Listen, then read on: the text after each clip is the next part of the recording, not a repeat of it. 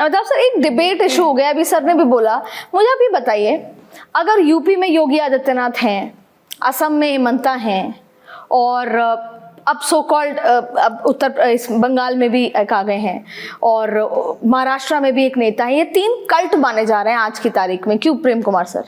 तो अगर क्या फर्क पड़ता है कि क्षेत्रीय क्षत्रप रहें, केंद्र को उससे मदद ही तो मिलती है। अगर ईगो क्लैशेस हटा दिए जाएं, तो अगर क्षेत्रीय क्षत्रप है तो आप कभी उस स्टेट पे अपनी पकड़ ही नहीं छोड़ेंगे। तो कांग्रेस में क्षेत्रीय क्षत्रप बहुत थे, लेकिन फिर आपने डबल पावर सेंटर बना के अपने स्टेट को खराब किया। क्या सही है? मतलब बीजेपी में भी कई जगह देखा जाता है, येदियुरप्पा क्यों, वसुंधरा राजे क्यों साइडलाइन हुई? क्षेत्रीय क्षत्रप होने से बुराई क्या है और फायदा क्या है? देखिए, ये बेसिकली क्या है ना, ये राजनीति का मतलब क्या है? Power tussle. ये शक्ति की लड़ाई होती है इसमें। अगर केंद्र में आपकी सरकार नहीं होगी तो अपने आप जो आपके क्षेत्रीय नेता हैं, मजबूत नेता जो हैं, वो और मजबूत हो जाएंगे, वो आपकी बात कम सुनेंगे। जब आपके पास केंद्र में सत्ता होती है तो फिर उनको बाध्य होना पड़ता है। आप ये कह रहे हैं सत्ता है तो आप डिसिप्लिन से बाहर आ जाते हैं, ये कह रहे हैं आप? चाहे कोई भी हो। नहीं, डिसिप्लिन तो आप सोचिए कि राजनीति में डिसिप्लिन कोई चीज होती नहीं है। जो राजा होता है उसकी चलती है, जो आला कमान कहते हैं ना, उसकी चलती है। तो जब प्रदेश में अगर कोई मजबूत नेता है और जब वो केंद्र के जो नेता हैं उनकी बातों को टालना शुरू करता है, काटना शुरू करता है, तब दिक्कत होती है। अन्यथा दिक्कत की बात नहीं है। उनको वहां तो एक मजबूत नेता चाहिए ही। कांग्रेस की पॉलिसी क्या है? यस मैन चाहिए, आप ही कह रहे हैं ना सर? हर दिल्ली को एक यस मैन चाहिए। कोई भी लीडर जब होगा ना तो उसको अपने नीचे जो सेकंड लेवल पे जो लीडरशिप डेवलपमेंट करता है वहां पे यस मैन चाहिए होता है उसको। कोई बहुत अच्छा खिलाड़ी होगा, बहुत अच्छा नेता होगा, लेकिन अगर वो कैप्टन की बात नहीं सुन रहा है तो वो खेल बिगाड़ सकता है। इसलिए कैप्टन को कई बार थोड़ा सा कमजोर भी खिलाड़ी है लेकिन उसकी नीतियों पे चल रहा है, उसकी बातों को मान रहा है, तो उसको टीम में रखना पड़ता है। अभी बहुत सारे मजबूत लोग हैं लेकिन सबको टीम में नहीं रख सकता। जैसे अशोक गहलोत ने खेल बिगाड़ दिया। अशोक गहलोत के समय कांग्रेस की बहुत बेइज्जती हुई जब उन्होंने अध्यक्ष बनना स्वीकार नहीं किया, और ये इनके प्रकार। अच्छा, और सचिन जी जब गए विधायकों के साथ तब नहीं हुई? नहीं, बिल्कुल हुआ, लेकिन सचिन जी के साथ एक भावनात्मक जो ये था, क्योंकि सचिन जी को वादा किया गया। कहाँ गए सचिन जी? माने सर। तो माने सर हो गए। अब मैं आपके चैनल में आया हूँ तो क्या हो गया? माने सर गए, आए, उन्होंने मिसेस नहीं सर, अपनी समस्या, दिक्कतें जो सरकार चलाने मारी थी उनको शेयर किया। सर मैं सर ये समझना चाहती हूँ सर, बिल्कुल आपकी बात सही है जी। मैं आपको दुष्यंत जी सुनिए तो सही, सुनिए मेरी बात भी तो सुननी पड़ेगी। दुष्यंत जी मुझे आप ये बता दो, कोई प्रदेश अध्यक्ष है, आपने हमारी भी सुन ली सर, प्रदेश अध्यक्ष थे, कुछ विधायकों को लेके चले गए और फिर नहीं आए 2-1.5 महीने, तो बस कितने दिन सर? कितने 1.5 महीना नहीं, कितने दिन रही सर बाड़े में सरकार? देखिए वो एक अलग इशू है, कोई कितने महीने रखता है वो तो राज्य के मुखिया के ऊपर बात है, लेकिन ये संघ का सोच है कि पर्ची से विधायक दल का नेता चुना। अरे सर अब कहां से कहां आ गए? सुन लीजिए, मैं पूरा, मेरे को उदाहरण देने दीजिए। आपने छेड़ा है तो कोई व्यक्ति मुख्यमंत्री के खिलाफ नहीं बोलेगा, एक नेतृत्व होगा, कोई लोकतंत्र ही नहीं होता। टसल होनी चाहिए। कांग्रेस में लोकतंत्र है, इसलिए कर्नाटक में 2 नेता हैं, सिद्धारामैया, डीके।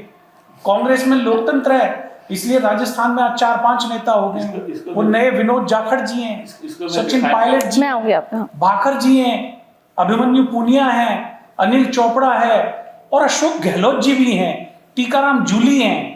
डोटासरा जी का नाम ले लीजिए आप। डोटासरा जी का नाम नहीं लिया? डोटासरा साहब तो वो तो प्रतिष्ठित और पीसीसी के प्रेसिडेंट हैं। हरियाणा में वीरेंद्र राठौर है।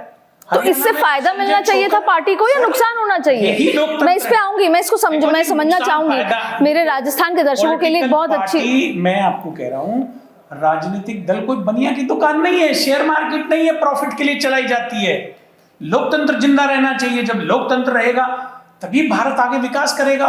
और जब लोकतंत्र आपका प्रथम स्तर के जो नेता है राज्य के, वही नहीं है, वही मार के एक को बिठा दिया, थोप दिया गया एक को, जिसको कल कोई जानता नहीं था और वो आज सीएम बन गया जैसे भाजपा करती है, तो वहां विकास भी नहीं। ठीक है दुष्यंत जी, अब आप मुझे फिर बताई दीजिए।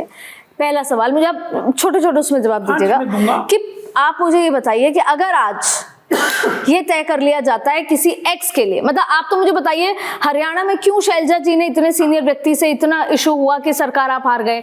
क्यों ऐसा मध्य प्रदेश में हुआ कि सरकार गिरनी पड़ गई? टीएस देव सिंह और भूपेश बघेल के बीच में ऐसा क्या हुआ कि छत्तीसगढ़ की हालत आप देखिए। और अगर आलाकमान ये कहता है कि वी विल अकोमोडेट यू, उसका क्या मतलब ये होता है कि 2.5 साल देंगे? या फिर वो ये कहती हैं सोनिया जी कि नहीं 2.5 साल आपका 2.5 साल आपका, तो फिर क्यों नहीं पूरे होते सचिन पायलट के प्रॉमिसेस? अगर सचिन पायलट को कहा गया था 2.5 साल तो क्यों नहीं पूरा हुआ? डीके शिव कुमार को अगर कहा गया था तो फिर पूरा हुआ, तो लेट क्यों पूरा हुआ?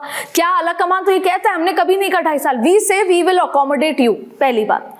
दूसरी बात आप ये बताइए, अगर आज भी कांग्रेस राजस्थान में कोई एक चेहरा फॉर एग्जाम्पल डोटासरा जी को लड़वा देती है, तो क्या सचिन जी पूरी ताकत के साथ उनको सीएम बनवाएंगे? फॉर एग्जाम्पल सचिन जी का नाम आ जाता है कि वो मुख्यमंत्री होंगे, तो क्या डोटासरा जी पूरी ताकत के साथ सचिन को सीएम बनाएंगे? फॉर एग्जाम्पल टीकाराम जूली जी का नाम आ जाता है, तो क्या बाकी के लोग उनको पूरी ताकत से बनाएंगे? नहीं बनाएंगे सर। बिल्कुल बनाएंगे, देख लेंगे सर, ज्यादा दूर नहीं है चुनाव। देख लीजिए साहब, आप आज का देख लीजिए, आप डीके शिव कुमार जी का फॉर दैट मैटर अशोक जी का नाम अनाउंस हो जाए तो क्या सचिन जी उनको बनवाएंगे? निश्चित रूप से आपको कह रहा हूं, पूरा विधायक दल कर्नाटक का एक भाजपा कांग्रेस का विधायक आज डीके शिव कुमार जी। सर मैं राजस्थान पे बात कर रही हूँ, आप इसी तरह यही मॉडल है। राजस्थान का एक कार्यकर्ता, कांग्रेस पार्टी जिसको नया पीसीसी प्रेसिडेंट चुनेगी उसके नेतृत्व में जमीन पे संघर्ष करेगा सरकार के खिलाफ, और संघर्ष हो रहा है। तो मैंने बताया युवा नया नेता, आपने देखा नीट और ये सारा जो गड़बड़ियां हो रही हैं उसमें किस तरह से विनोद जाखड़ निकल के आया है। चाहे पायलट जी लीड करे, चाहे जूली लीड करे, कोई भी लीड करे, पूरी पार्टी एकजुट होकर तो फिर तो सर इतने साल से संघर्ष कर रहा है डोटासरा जी, फिर तो वो चेहरा होने चाहिए। देखिए बात सालों की नहीं होती है, परिस्थितियों के अनुसार ये फैसला सामूहिक रूप से केंद्रीय नेतृत्व लेता है कि किस स्टेट में कौन लीडर। तो जब ले चुका था केंद्रीय नेतृत्व अशोक गहलोत को लेकर फैसला, तो फिर बाड़े में जाने की क्या जरूरत थी? क्यों मानेसर जाने की जरूरत थी फिर? देखिए, जो मानेसर की घटना है जिसको आप बार बार कह रही हैं, वो अपनी विधायक। सर मैं राजस्थान से आती हूँ और बहुत बड़ी घटना है वो। जी मैं भी राजस्थान से ही, मेरे पूर्वज राजस्थान से। सर मैं तो खुद आती हूँ सर, और मैंने कवर किया है वो। ठीक है सर, मैं आपसे समझ लीजिए, आप लोगों की लोकतंत्र में समस्याएं होती हैं, मेरी भी अपने जिले में बहुत सारी समस्याएं होती हैं। मैं भी अपने जनपद के विभिन्न जो अधिकारी हैं, डीएम है, एसडीएम है, उनके पास जाता हूँ। इसी तरह से विधायक आए दिल्ली, उन्होंने अपनी बात करी। मतलब आप कह रहे हैं कि विच इज फाइन, वो डेमोक्रेटिक, डेमोक्रेसी है जी, ये बहुत जरूरी है। और भाजपा में ये सब नहीं होता, इसलिए भाजपा एक लोकतंत्र। मुझे ऐसा लगता है जब सरकार में आप होते हो तो सरकार में उस 5 साल काम करने चाहिए, रादर देन सरकार आपस में लड़ाई करे। मुझे तो आप ये बताइए, अभी तक जो खींचतान कर्नाटक में चल रही थी, क्या उसका दी एंड हो गया या वो और ज्यादा बढ़ जाएगी? क्यों? क्योंकि अब डिप्टी सीएम के 5 नाम आ चुके हैं, उसमें प्रियंक खड़गे का भी नाम है, तो खड़गे जी कहेंगे मेरे लोग भी हों। जब सिद्धारमैया जी को कह दिया कि आप दिल्ली आ जाइए, यानी उनको समझ में आ जाना चाहिए कि मेरा कर्नाटक से नमस्ते हो गया है, फिर भी वो कह रहे हैं कि प्रदेश अध्यक्ष या अलग अलग जगह मेरा नाम होने चाहिए। तो और डीके शिव कुमार कह रहे हैं मैं तो सीएम बनाऊं, मेरा अकॉर्डिंग सब होना चाहिए। तो ये लड़ाई बढ़ी है या कम हो गई? देखिए, जिसको आप खींचतान कह रही हैं, कहीं भी जब सरकार बनती है किसी भी जगह की, कभी पहली बार बनी, दूसरी बार बनी, तो सरकार बनने के समय में सारे एस्पिरेशंस एक साथ आते हैं, सारी महत्वाकांक्षाएं एक साथ आती हैं, तो उसमें क्लैश भी होता है, चूज और पिक में पक्षपात भी होता है, और कई बार न्याय भी होता है, मिला जुला रहता है। तो लेकिन जब ये काम हो जाता है, उसके बाद इनर डेमोक्रेसी क्या उस डिसीजन को सही साबित करने में पूरे फोर्स के साथ लगती है कि नहीं, यहीं पर डिसाइड होता है कि डेमोक्रेसी जो चल रही है सही तरीके से नहीं चल रही कि नहीं चल रही। इसी को थोड़ा हम जल्दी में ही 1-2 उदाहरणों से बताते हैं। जैसे मान लीजिए कि बीजेपी गुजरात में अपना पूरा मंत्रिपरिषद चुनाव से पहले बदल देती है, या उत्तराखंड में 4 महीने 5 महीने में 3-3 मुख्यमंत्री बदल देती है। तो विरोध तो वहाँ नहीं होता। तो विरोध नहीं होने का मतलब क्या डेमोक्रेसी मजबूत है? ये क्वेश्चन है मेरा।